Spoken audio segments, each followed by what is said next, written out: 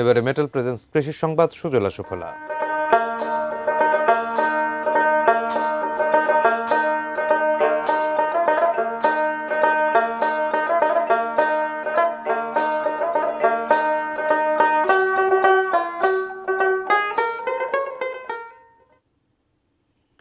শীতের তীব্রতা কাটিয়ে আমের রাজধানী চাঁপাইনবাবগঞ্জের বাগানগুলোতে ফুটেছে আম্রমুকুল। ৮০% গাছে মুকুল এসেছে। আবহাওয়া অনুকূলে থাকলে গতবারের চেয়েও বেশি ফলনের আশা করছে জেলা কৃষি সম্প্রসারণ অধিদপ্তর। চাঁপাইনবাবগঞ্জ প্রতিনিধি মোহাম্মদ নাদিম হোসেনের পাঠানো তথ্য এবং ছবিতে বিস্তারিত থাকছে ডেস্ক রিপোর্টে।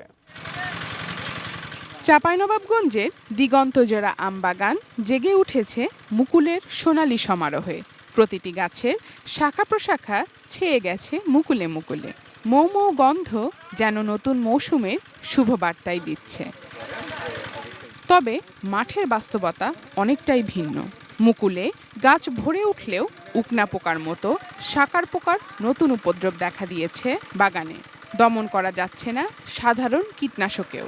সার ও কীটনাশকের বাড়তি দামও কৃষকের দুশ্চিন্তার কারণ হয়ে দাঁড়িয়েছে। চাঁপাইনবাবগঞ্জে এবার মুকুলের জন্য প্রথম থেকে আবহাওয়া 100% আপনার। এখন পচনের জন্য বীজ দিচ্ছে যেন মুকুলটা না পচে, হ্যাঁ, আমের দানা ভালো হয়, তার জন্য আমরা স্প্রে করছি, কীটনাশক ব্যবহার করছি, কিন্তু পোকা মরছে না।